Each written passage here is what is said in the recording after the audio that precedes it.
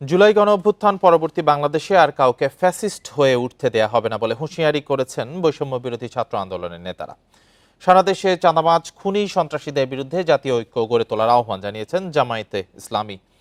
সোহাগ হত্যার বিচার দাবিতে শনিবার রাজধানীতে বিক্ষোভ কর্মসূচিতে এসব কথা জানান দলগুলোর নেতারা। সম্প্রতি রাজধানীর মিডফোর্ড হাসপাতালের সামনে এক ব্যবসায়ীকে নির্মমভাবে হত্যার ঘটনায় তোলপাড় সারা দেশ। এ হত্যাকাণ্ডের বিচার দাবিতে নানান কর্মসূচি পালন করছে বিভিন্ন রাজনৈতিক সংগঠন।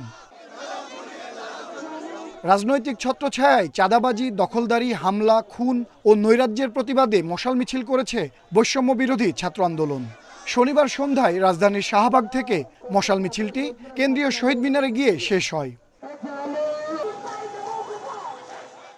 সেখানে সংক্ষিপ্ত সমাবেশে স্বরাষ্ট্র উপদেষ্টার সমালোচনা করেন সংগঠনটির সভাপতি। পুলিশ বাহিনী এখনো হাসিনার পুলিশের মতো আচরণ করছে বলেও অভিযোগ করেন এই ছাত্রনেতা।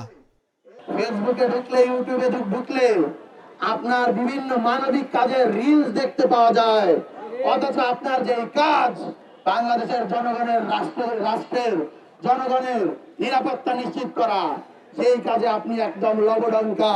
আর যদি নিয়ন্ত্রণ করতে না পারেন, ছাত্র জনতার পক্ষ থেকে আসসালামু আলাইকুম, আপনি বিদায় নেন। বিক্ষোভ করেছে বাংলাদেশ জামায়াতে ইসলামীর ঢাকা মহানগর উত্তর শাখা। রাজধানীর ৭ রাস্তা থেকে মগবাজার পর্যন্ত বিক্ষোভে জামায়াত নেতা ডক্টর মোহাম্মদ রেজাউল করিম বলেন, আওয়ামী লীগের পরে দেশে আরেকটি রাজনৈতিক দল এখন নিজেদের ক্ষমতাসীন মনে করছে। যদি আপনারা কাউকে ভয়ে যদি ধরতে না চান, বিচার করতে না চান, অথবা কোনো কিছু ভেবে থাকেন, তাহলে আপনারা অবিলম্বে ক্ষমতা থেকে পদত্যাগ করুন। যারা নিজেদেরকে চাই ভাবুন, জনগণ তাদের বিরুদ্ধে আজকে থেকে প্রতিরোধ করে তুলবে।